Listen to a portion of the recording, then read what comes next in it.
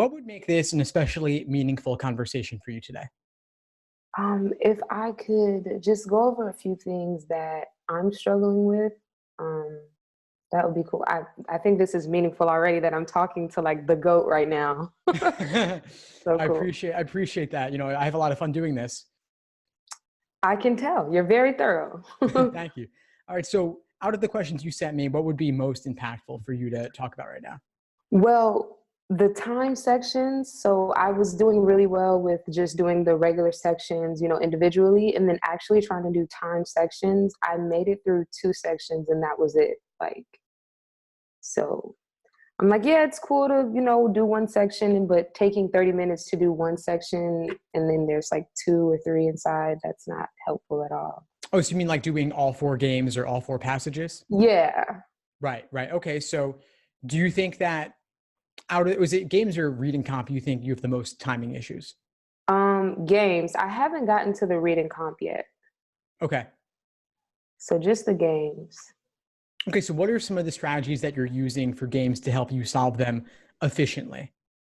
So I've been doing the deductions and the inferences, but it's easier to do them when I'm not in a time situation because when I'm timed, it's like instant anxiety. So then all of the stuff that I've learned, it's like goes out the window and it's so I don't know if that's just the testing portion of it that I have to just keep practicing or what. But yeah, I try to do the deductions and the inferences, but didn't go too well. So you find that when you're doing things untimed, you're able to work pretty efficiently and you're able to solve everything. It's just when you introduce the timing specifically. Yes. Okay. That does sound to me more like a nerves thing. It does. And that's understandable. I mean, the LSAT as a whole is obviously an important exam. So one thing to keep in mind is that while the LSAT as a whole is incredibly important, no one particular question or even one particular game or passage will make or break you. So that's just something to keep in mind. Yeah. You always have chances to retake, especially with the LSAT being offered more frequently than ever before.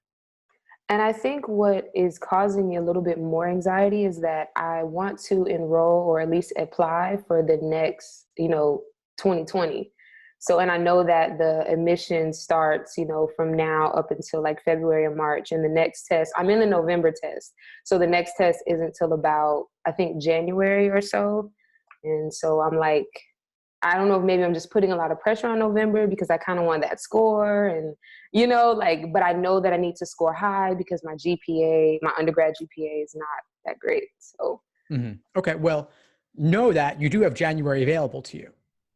And I know it sounds like, well, not until January, but it used to be the LSAT was only 4 times a year. Now it's nearly every month. And so late November to mid January isn't actually that much time. It's less than 2 months. And you okay. could still So, take it in January and apply this cycle and be okay. okay. See that I wasn't sure about that. And so that's what kind of had me like, I have to do well in November. Like I have to. hmm Yeah.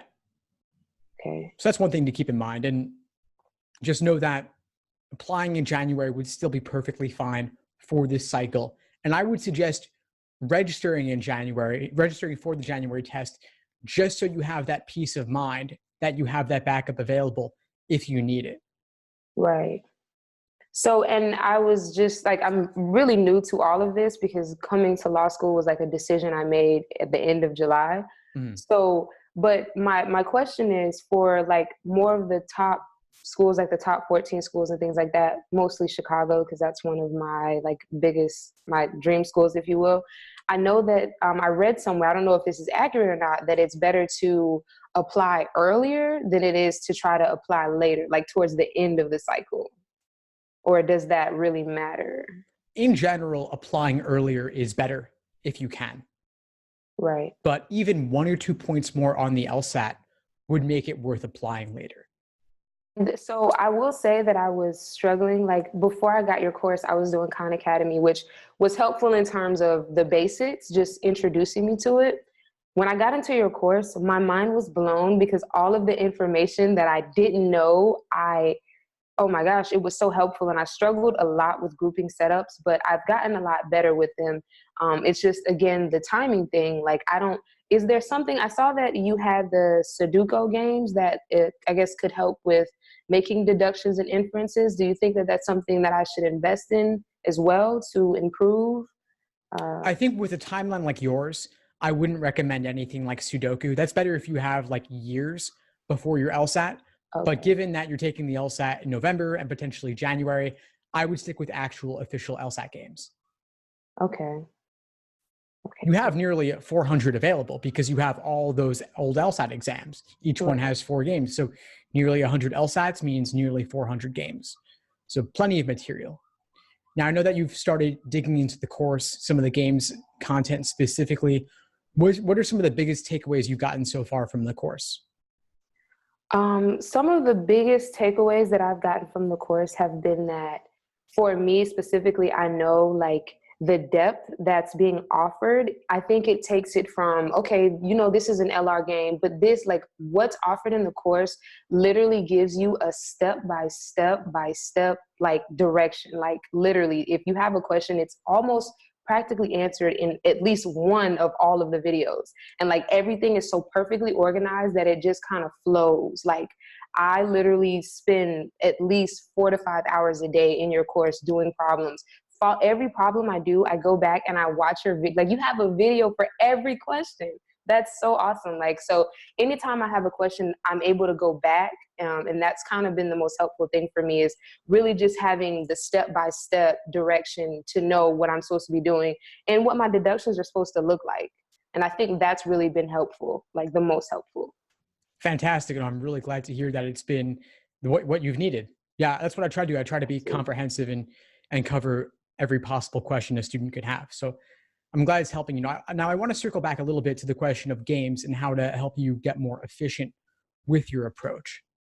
So you'll notice one of the things I do in my explanations is I will often make use of previous work, previous hypothetical scenarios. That's one of the biggest things I do to speed up on games, because you've got the orientation question.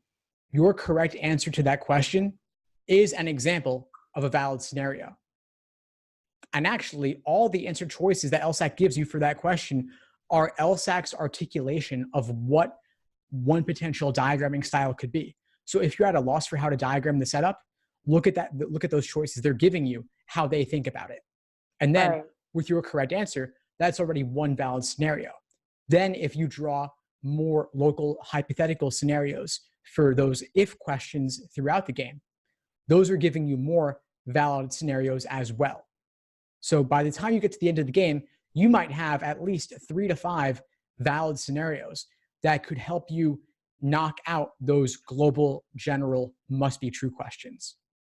Right. And to go back to what you asked, what was the most helpful? I don't know how I forgot about this, but the limited possibilities, that is a game changer. Like literally that is a game changer, because when doing deductions, you don't think about it like that.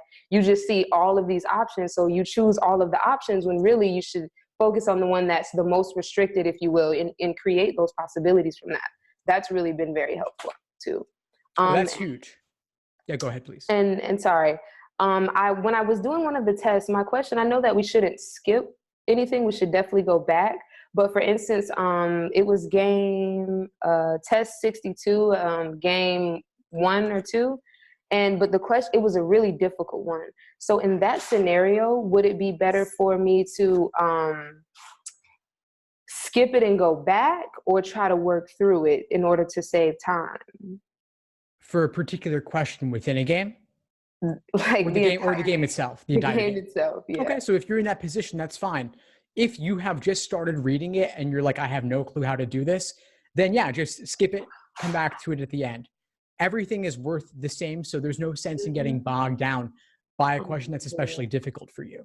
I would always say skip things, come back when you need to. Okay. As far as for reviewing, like for instance, like there are questions where I miss like maybe 1 or 2, like entire like groups of like in the grouping, there's 10 problems and I'll miss average like missing one of in that group.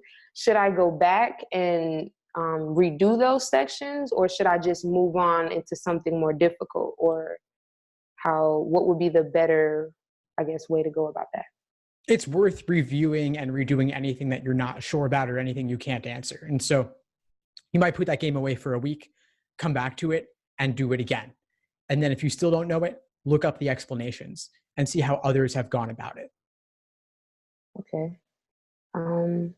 And the last question that I had that I sent over to you was, I like when I'm reading it and I can see, okay, well, there's 6 here, then there's 6 spaces, so this must be some sort of like ordering game, or they're requiring an order.